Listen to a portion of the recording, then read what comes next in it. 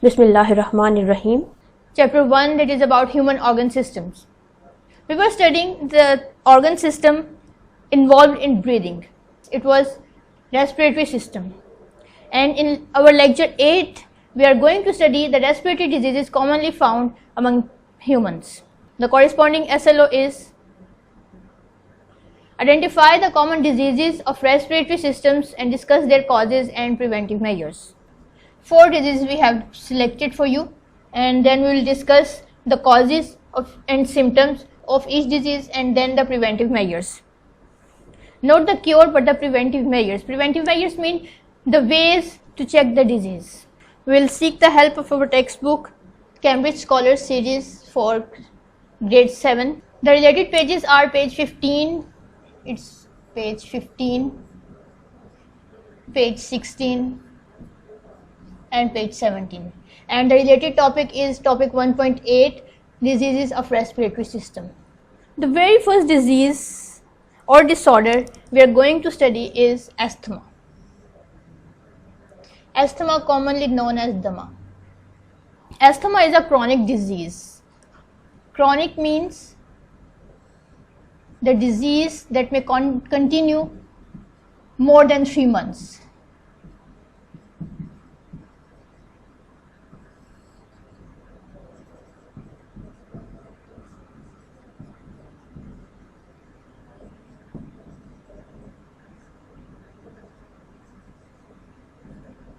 And the disease do not have any cure, but it just can be controlled.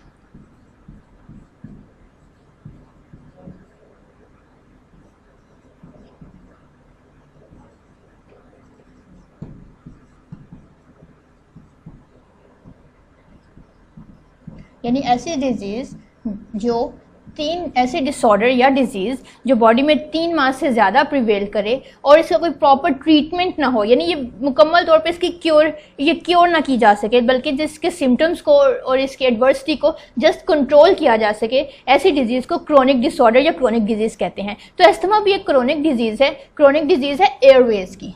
अब airways क्या है? Airways, you know very well that airways are the bronchioles present in lungs or passage of air.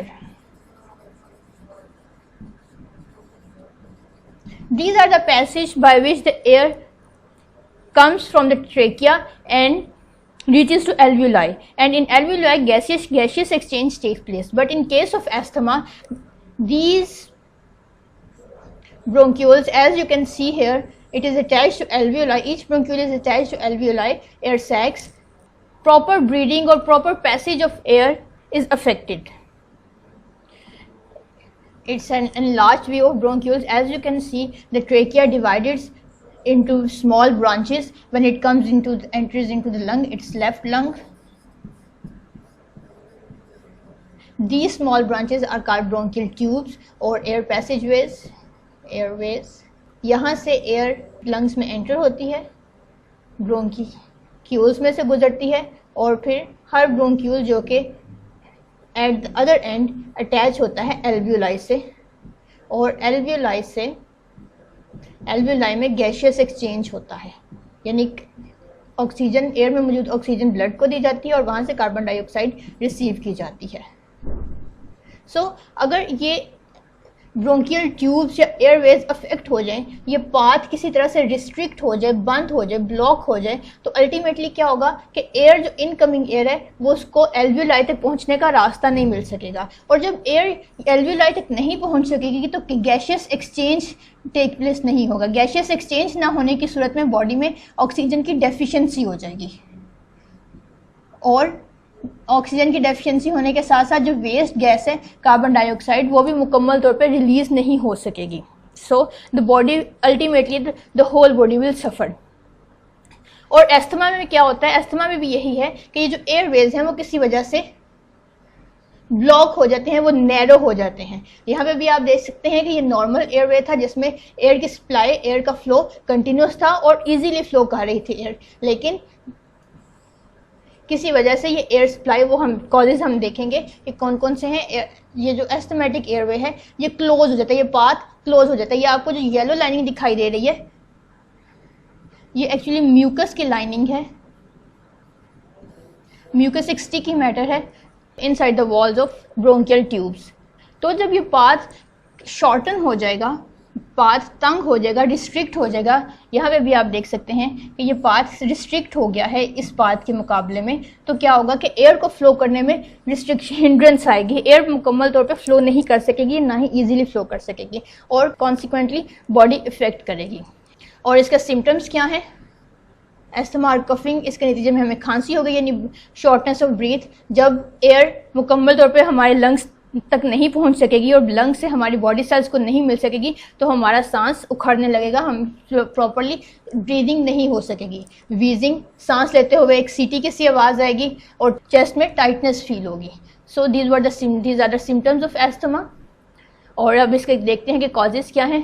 Asthma के दो causes हैं, एक तो genetic है और दूसरा एनवायरमेंटल। जेनेटिक कॉजेज़ क्या है कि आपकी फैमिली हिस्ट्री में किसी को एस्थमा था और फिर वो asthma generation to generation proceed करता रहा, from parents to children to grandchildren, ये इस तरह से एस्थमा मूव करता रहा, पास ऑन होता रहा from generation to one generation to other. ये तो इसकी जेनेटिक कॉजेज़ थी। अब एनवायरमेंटल कॉजेज़ क्या है कि कुछ लोग इंडस्ट्री में कुछ ऐसी जगह पे काम करते हैं जहाँ पे फ्यूम्स ज़्यादा हों या जहाँ पे डस्ट पार्टिकल ज़्यादा हों, जैसा कि माइनिंग एरिया है, खासतौर पे कोल माइनिंग है। कोल माइनिंग में कोल डस्ट बहुत ज़्यादा होती है। कोल डस्ट क्या है? बिल्कुल फाइन पार्टिकल्स होते हैं कोल के, जो हवा में सस्पेंडेड रहते हैं। उस एनवायरनमेंट में सांस लेने ज़्यादा अरसे तक रहने वालों के लिए क्या होगा कि ग्रेजुअली ये डस्ट पार्टिकल्स इनहेल्ड एयर के साथ साथ बॉडी में जाना शुरू हो जाएंगे और फिर यहाँ पे इनकी ये जो ब्रोंकियल ट्यूब्स की म्यूकस लेयर है इसके साथ स्टिक हो जाएंगे। आहिस्ते से जब इनकी स्टिकनेस ज़्यादा हो जाएगी या डस्ट पार्टिकल्स की थिकनेस ज़्यादा हो जाएगी तो डस्ट पार्टिकल हमारे ब्रोंक्यूल्स को, एयर ट्यूब्स को ब्लॉक करना स्टार्ट कर देंगे और ब्लॉक करने के नतीजे में एस्थमा कॉज होगा। इसी तरह केमिकल इंडस्ट्रीज़ में फ्यूम्स हैं, वो फ्यूम्स डिफरेंट पॉइजनस गैसेस हैं, वो पॉइजनस गैसेस आहिस्ता आहिस्ता सांस के साथ इनहेल करना शुरू कर देते हैं और वही पॉइजनस गैसेस यहाँ पे डिपॉजिट होना स्टार्ट हो जाएंगी और अल्टीमेटली एयर पैसेज वे ब्लॉक हो जाएगा, जो कि एस्थमा की सूरत में सामने आएगा। सो एनवायरमेंटल कॉजेज इसके अनहेल्दी एनवायरनमेंट, जहाँ पे डस्ट रेशो बहुत ज़्यादा हो, जहाँ पे पॉइजनस फ्यूम्स की रेशो बहुत ज़्यादा हो, तो वहाँ पे मौजूद लोगों को एस्थमा के चांसेस ज़्यादा होते हैं। अब इसका प्रिवेंटिव मेजर क्या है? अब एस्थमा एक क्रॉनिक डिजीज़ है, यानी इसका कोई प्रॉपर क्योर नहीं है, ये मुकम्मल तौर पर ठीक नहीं हो सकती। इसके सिम्टम्स को बस कंट्रोल किया जा सकता है और इसको कंट्रोल करने के लिए इनहेलर एक वेरी गुड ऑप्शन। इनहेलर के थ्रू मेडिसिन बॉडी में इनहेल की जाती है और जिससे फॉर द टाइम बिंग, यानी बहुत थोड़े टाइम के लिए एयर पैसेज वे से एयर का फ्लो बेहतर हो जाता है। और दूसरा प्रिवेंटिव मेजर एस्थमा का प्रॉपर मास्क का इस्तेमाल है कि जब भी आप किसी पोल्यूटेड प्लेस पे जाएं, किसी माइनिंग साइट पे जाएं या किसी केमिकल इंडस्ट्री में जाएं तो मास्क यूज़ करें ताकि आपकी बॉडी में इनहेल्ड स्मॉल पार्टिकल्स ना जा सकें। यहाँ पे आप पिक्चर में देख सकते हैं कि इनहेलर को यूज़ किया जा रहा है। इस इनहेलर में मेडिसिन है, मेडिसिन को सक के जब किया जाएगा तो मेडिसिन ट्रेकिया से होती हुई लंग्स में जाएगी और एयर पैसेज वेज को किसी हद तक ओपन कर देगी। लेकिन ये एक बहुत टाइम बिंग लिमिटेड ट्रीटमेंट है, बार बार आपको इनहेलर यूज़ करना पड़ेगा अपने ब्रीदिंग को प्रॉपर रखने के लिए। दूसरी डिजीज़ रेस्पिरेटरी सिस्टम में जो हम आमतौर पर देखते हैं वो है निमोनिया। एस्थमा डिसऑर्डर था एयरवेज का, एयर पैसेज वेज का, जिसमें एयर पैसेज ब्लॉक हो जाता है। नतीजतन क्या होता है कि एल्व्यूलाई, जो कि प्लेस ऑफ गैशियस एक्सचेंज है, वहाँ तक ब्लड सप्लाई नहीं प्रॉपर हो सकती, एयर सप्लाई नहीं हो सकती। लेकिन निमोनिया है इन्फ्लेमेशन ऑफ एल्व्यूलाई। कुछ सूरतों में ये ब्रोंक्यूल्स में भी होता है लेकिन ज़्यादातर ये एल्व्यूलाई में पाया जाता है। अब जिस तरह एस्थमा में ब्रोंक्यूल्स की एयर पैसेज वेज की ब्लॉकेज हो जाती है, इस तरह एल्व्यूलाई में भी गैशियस एक्सचेंज रिस्ट्रिक्ट हो जाता है, क्योंकि एल्व्यूलाई जो कि एयर सैक्स हैं वो किसी पस की वजह से या किसी और फ्लूइड की वजह से ब्लॉक हो जाते हैं। यहाँ पे आप इस पिक्चर में आप देख सकते हैं कि ये नॉर्मल एल्व्यूलाई हैं जिसमें एयर गैशियस एक्सचेंज प्रॉपर होगा, लेकिन अगर ये एल्व्यूलाई फिल हो जाएं किसी भी मटेरियल, लिक्विड मटेरियल की वजह से, तो गैशियस एक्सचेंज यहाँ पे प्रॉपरली नहीं हो सकेगा और अल्टीमेटली क्या होगा कि बॉडी को ऑक्सीजन सप्लाई नहीं मिल सकेगी. So alveoli is an inflammatory infection of lungs that affect the bronchioles and alveoli. The symptoms include, इसके symptoms आपको पता होने चाहिए, dry cough, chest pain, fever and trouble in breathing. और अगर निमोनिया कंडीशन सीवियर हो जाए तो blood also comes out during coughing. अगर दोनों लंग्स अफेक्ट हो जाएं तो कहा जाता है कि ये डबल निमोनिया की सिचुएशन है. यहाँ पे आप देख सकते हैं कि एल्वियोलाई जो कि एयर सैक्स थे उनमें म्यूकस आ चुका है या कोई और केमिकल, इसमें म्यूकस की डेपोजिशन हो सकती है, पस डिपॉजिट हो सकती है या कोई भी लिक्विड वाटरी मटेरियल डिपॉजिट हो सकता है जो कि गैस इनकी वॉल्स को, एल्वियोलाई की वॉल्स को ब्लॉक कर देगा और गैशियस एक्सचेंज प्रॉपरली नहीं हो पाएगा. निमोनिया के कॉजेस, निमोनिया मेनली होता है बैक्टीरिया की वजह से जो कि है स्ट्रेप्टोकोकस निमोनिया. समटाइम्स ये बहुत से वायरसेस भी निमोनिया कॉज करते हैं और कुछ और माइक्रो ऑर्गेनिज्म जैसे कि एलजी फंजाई वगैरह भी निमोनिया कॉज कर सकते हैं. लेकिन बाद दफ़ा निमोनिया किसी मेडिकेशन की वजह से भी हो सकता है. और अगर निमोनिया की कंडीशन को ट्रीट ना किया जाए टाइमली तो ये बढ़ते बढ़ते एस्थमा भी कॉज कर सकता है. अब निमोनिया के प्रिवेंटिव मेजर्स में एंटीबायोटिक्स हैं. अगर ये बैक्टीरिया की वजह से हुआ है तो एंटीबायोटिक्स यूज़ की जाएंगी. अगर ये वायरस की वजह से हुआ है तो वैक्सीन यूज़ की जाएंगी इसके क्योर के लिए, इसके प्रिवेंशन के लिए. Just like asthma, pneumonia is not the chronic disease. It can be cured if timely checked. और इसमें ऑक्सीजन थेरेपी की जाती है in severe case of pneumonia. Third disease जो हम पढ़ने जा रहे हैं वो है ट्यूबरक्लोसिस, जिसे टीबी भी कहा जाता है. ट्यूबरक्लोसिस बैक्टीरिया की वजह से होती है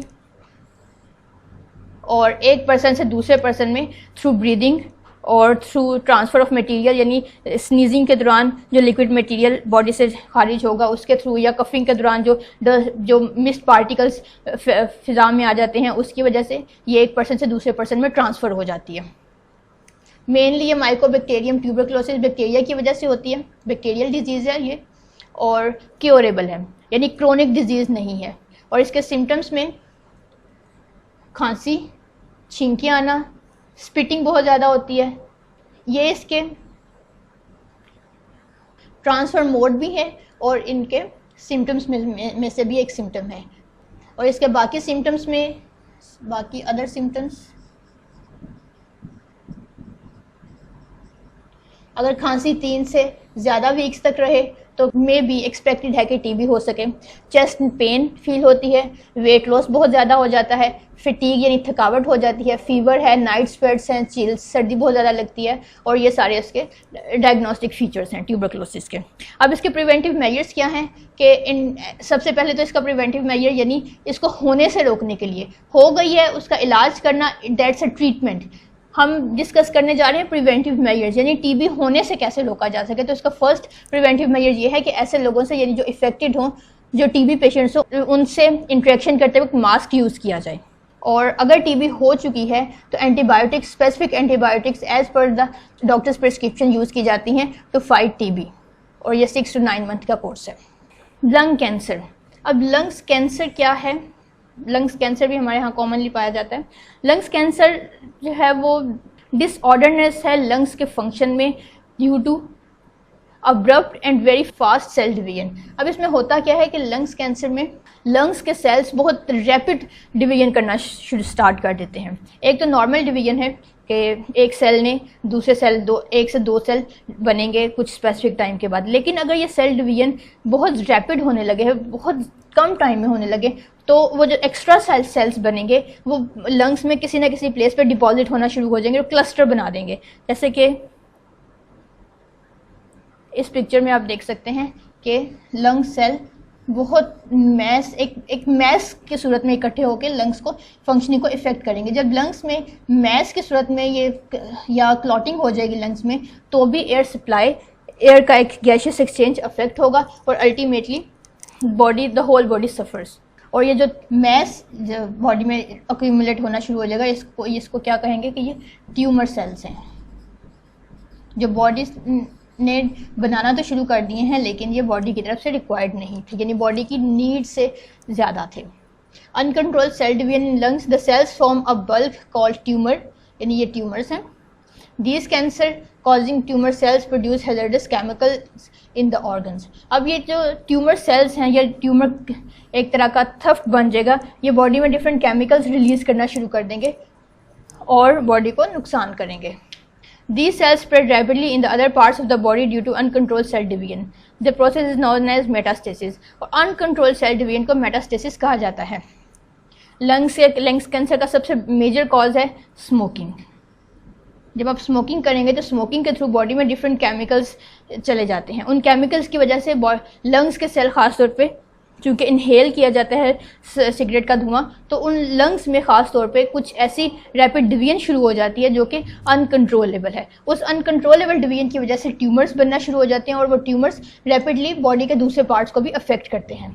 long term exposure lead to tobacco smoke can also lead to cancer. यानी अगर पैसिव स्मोकिंग का मतलब यह है कि आप खुद तो स्मोकिंग नहीं कर रहे, लेकिन आप ऐसी एनवायरनमेंट में हैं जहाँ पे स्मोकिंग की जाती है और उस एनवायरनमेंट में ज़्यादा देर तक स्मोक वो प्रेजेंट है, टोबैको स्मोक प्रेजेंट है, तो आपके सिर्फ इनहेल करने की वजह से, एनवायरनमेंट से इनहेल करने की वजह से भी लंग कैंसर के चांसेस ज़्यादा हो जाते हैं। अब प्रिवेंटिव मेजर्स क्या हैं? सबसे पहला प्रिवेंटिव मेजर्स तो यह है कि ऐसी एनवायरनमेंट को अवॉइड किया जाए जिसमें टोबैको स्मोक हो, ना खुद की जाए ना ऐसे एनवायरनमेंट में रहा जाए। और अगर लंग कैंसर हो जाए तो इसकी सूरत में डिफरेंट थेरेपीज़ हैं, कीमोथेरेपी है, रेडिएशन थेरेपी है। कीमोथेरेपी मतलब मेडिसिन के थ्रू इलाज किया जाता है और रेडिएशन मतलब different types of radiation body में फॉल की जाती हैं और वो ट्यूमर सेल्स को ब्रेक करने की कोशिश की जाती है। इसका डायग्नोसिस यूजुअली लेटर स्टेजेस पे ही होता है, अर्ली स्टेजेस पे इसका डायग्नोसिस ज़्यादा पॉसिबल नहीं है। अब हम आते हैं अपने होमवर्क की तरफ। टेस्ट एक्सरसाइज पेज 7 पे देखिए, इसका पार्ट ए है, fill the circle of correct option against each statement. आपको 4 स्टेटमेंट्स, 4 ऑप्शंस दिए गए हैं। हर स्टेटमेंट के बाद आपने आइडेंटिफाई करना है कि उस स्टेटमेंट का राइट आंसर क्या है। नंबर 3 तक तो हम सॉल्व कर चुके थे। अब हम नंबर 4th MCQ देखते हैं। This is not a respiratory disease. 4 disease आपने दी गई हैं, आपको बताई गई हैं। आपने आइडेंटिफाई करनी है कि इनमें से कौन सी रेस्पिरेटरी डिजीज़ नहीं है। क्या वो एस्थमा है, अल्सर है, निमोनिया है या ट्यूबरक्लोसिस है। जो भी राइट आंसर है आप उसका सर्कल फिल करेंगे। Next number 5 is choose the leading cause of lung cancer from following. अभी हमने लंग कैंसर को डिस्कस कर किया कि लंग कैंसर का लीडिंग कॉज क्या है। क्या ये ट्यूमर फॉर्मेशन है, स्मोकिंग है, पोल्यूटेड एयर है या पुअर डाइट है। जो भी करेक्ट आंसर होगा आप उसका सर्कल फिल करेंगे। नंबर बी देखते हैं, पार्ट रिव्यू टेस्ट एक्सरसाइज 2 का नंबर 5 इसका सॉल्व करेंगे क्वेश्चन आप। Passive smoking leads to lung cancer, यानी पैसिव स्मोकिंग, आप खुद तो स्मोक नहीं कर रहे लेकिन आप उस एनवायरनमेंट में हैं जहाँ पे स्मोकिंग की जाती है और आपकी इनहेल्ड एयर में टोबैको स्मोक जा रहा है या उसके पार्टिकल्स जा रहे हैं, तो क्या इस सूरत में भी लंग कैंसर होगा? अगर होगा या नहीं होगा, दोनों सूरतों में आप उसकी रीज़न बताएंगे। अब आते हैं अपनी रिव्यू एक्सरसाइज की तरफ, पेज 18 पे। आपने क्वेश्चन नंबर 8 MCQ सॉल्व करना है। The main cause of pneumonia, अभी हमने पढ़ा कि निमोनिया का कॉज क्या था, आप उसको आइडेंटिफाई करेंगे और उसका सर्कल फिल करेंगे। पार्ट बी की तरफ आइए। नंबर 5 क्वेश्चन आप इसका सॉल्व करेंगे। Double pneumonia is cause when pneumonia is severe, how. Double pneumonia के बारे में पढ़ा था कि ये वो कंडीशन है जिसमें दोनों लंग्स अफेक्ट हो जाते हैं, यानी दोनों लंग्स के एल्वुलाई बुरी तरह से ब्लॉक हो जाते हैं। तो क्या ये सीवियर कंडीशन है या क्या ये सीवियर की कंडीशन नहीं है, आप इसको डिस्क्राइब करेंगे। पार्ट सी में देखिए, पार्ट सी में हमारा कोई भी क्वेश्चन हमारे टॉपिक से रेलिवेंट नहीं है, इसलिए इसे इग्नोर कर देंगे। अब आते हैं अपने समर पैक की तरफ। समर पैक में सबसे पहले MCQ सेक्शन देखिए पेज 9 पे। नंबर 13 और नंबर 14 MCQ आप सॉल्व करेंगे। नंबर 13 MCQ है कि inflamed bronchial tubes lead towards. अगर ब्रोंकियल ट्यूब्स यानी एयरवेज भी कहा जाता है जिन्हें, एयरवेज अगर ब्लॉक हो जाएं, उसमें इन्फ्लेमेशन आ जाए, तो ये किस डिजीज़ का सिम्टम होगा? एनोक्सिया का, निमोनिया का, हाइपोक्सिया का या एस्थमा का। राइट आंसर चूज करने के बाद आप ये भी बताएंगे कि आपका ये आंसर करेक्ट क्यों है और बाकी के ऑप्शंस करेक्ट क्यों नहीं है। नंबर 14 MCQ देखिए, inflammation of alveoli is called. अगर एल्वुलाई इन्फ्लेम्ड हो जाए, एल्वुलाई में किसी तरह का इन्फेक्शन हो जाए, तो कौन सी डिजीज़ होगी? लंग कैंसर होगा, ट्यूबरक्लोसिस, एस्थमा या निमोनिया। आप उसको फाइंड आउट करेंगे और फिर उसकी रीज़न भी बताएंगे कि ये आंसर क्यों करेक्ट है।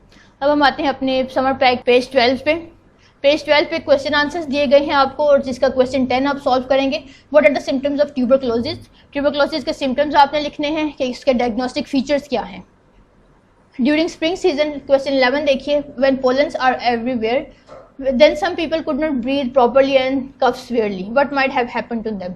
जब seasonal breathing shortness of breath हो तो कौन सी डिजीज़ हो सकती है, एक्सपेक्टेड क्या है, वो आप उसके बारे में बताएंगे। तो ये आपका आज का होमवर्क था। यहाँ हमने अपना चैप्टर 1 कंप्लीट कर लिया है। नेक्स्ट लेक्चर में हम अपना चैप्टर 2 डिस्कस करेंगे।